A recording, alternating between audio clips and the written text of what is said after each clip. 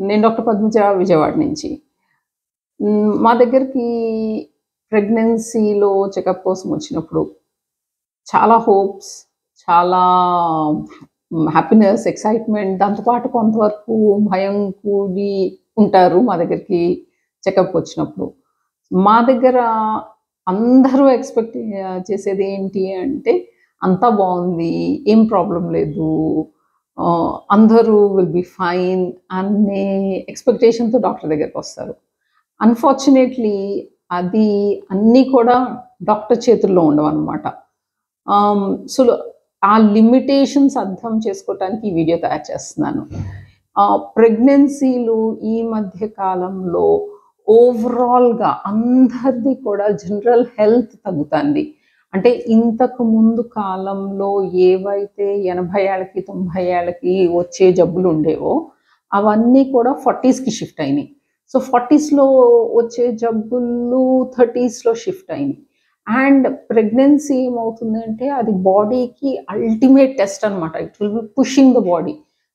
దానికి బాడీకి mount Everest ఎక్కినంత పని. సో, ఏవైతే మన బాడీ లోపల చేంజెస్ ఉండి మనకి డిజీజ్ ప్రోన్ ఉంటామో అవన్నీ ప్రెగ్నెన్సీలో బయటపడతాయి. అండ్ అందుకు ఏంటి అంటే ప్రెగ్నెన్సీలో ఏమి ప్రాబ్లమ్ రాదు అనే మాట చెప్పటము డాక్టర్‌కి చాలా చాలా చాలా కష్టం. సో, మేమేం చేస్తాము అని మీరడిగితే, మేము ఎప్పటికప్పుడు ఫస్ట్ ప్రాబ్లమ్స్ ఏమున్నాయి? ఏమి కష్టం ఫేస్ చేస్తాంది ఆ అమ్మాయి అనేది చూసి, దానికి అది ప్రెగ్నెన్సీలో part and parcel of the change అంటే ఎక్స్‌ప్లెయిన్ చేసి, this is how it will be అని రీఅష్యూరెన్స్ ఇస్తాము. అలా కాదు సంథింగ్ మనము ట్రీట్మెంట్ ఇచ్చి చేయగలము అంటే దానికి ట్రీట్మెంట్ ఇస్తాము. అండ్ ఆ ట్రీట్మెంట్‌లో కూడా ఏ సిస్టమ్‌కి అవసరమైతే ఆ ట్రీట్మెంట్ ఇవ్వాలి. అండ్ ప్రెగ్నెన్సీలో ఏవైతే బేబీకి హాని కావో అంటే మదర్ ఏది వేసుకున్నా అది మాయలో నుంచి బేబీకి ఎంతో కొంత 100కి 90% ట్రాన్స్‌ఫర్ అవుతుంది. సో, ఏవైతే ప్రెగ్నెన్సీ, బేబీ డెవలప్‌మెంట్‌కి హాని కాకుండా ఉంటాయో ఆ మందులు మాత్రమే రాస్తాం. తర్వాత general health of the woman. తను ప్రెగ్నెన్సీకి ఎలా అడ్జస్ట్ అవుతాంది, ఎలా కోప్ అప్ అవుతాంది అని చూసుకుంటాం.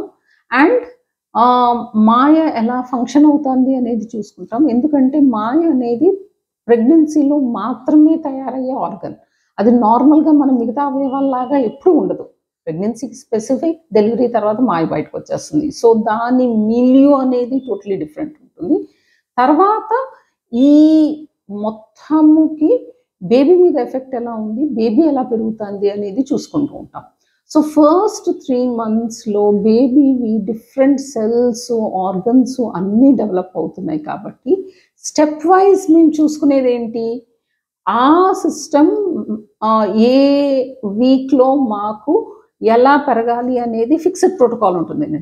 అంటే ఫస్ట్ 3 మంత్స్‌లో అందరు బేబీస్ ఒకేలాగా తయారవుతారు. సో, ఈ మైల్‌స్టోన్స్ వస్తున్నాయా లేదా అనేది చూసుకుంటాం. సో, మనము 6 వారాలకు ప్రెగ్నెన్సీ అనుకోండి, 6 వారాల సైజ్‌లో ఉందనుకోండి, that's great news. But it does not translate into a living baby. అంటే డెలివరీ చక్కగా అవుతుంది అనే ప్రామిస్ ఉండదు. సో, ఇప్పటికి బావుంది. అది మాత్రమే మనం చెప్పగలము. అండ్ నెక్స్ట్ వీడియోలో సెకండ్ ట్రైమెస్టర్‌లో అయ్యే చేంజెస్ కూడా చెప్తాను. ఇది అర్థమైందనుకుంటాను. So, wishing you all the best in your journey of a pregnancy. But remember pregnancy is a 9 month journey గనక మనము ఫస్ట్ ట్రైమెస్టర్, ఫస్ట్ 2 మంత్స్, 3 మంత్స్‌లో చక్కగా అయిపోతుంది అంటే యూజువల్‌గా మనం కరెక్ట్ పాత్‌లో ఉన్నాము. కానీ గమ్యం ఎలా చేస్తాము అంటే డెలివరీ అయిన తర్వాతే గానీ let's wish for the best. ఆ గమ్యాన్ని చేరటానికి బేసిస్ ఈ ట్రైమెస్టర్‌లో ఉంది కనుక ఇక్కడ గుడ్ కేర్ తీసుకోవాలి అని మీకు కూడా అర్థం అవ్వాలి. And wishing you all the best. నేను డాక్టర్ పద్మజ, విజయవాడ.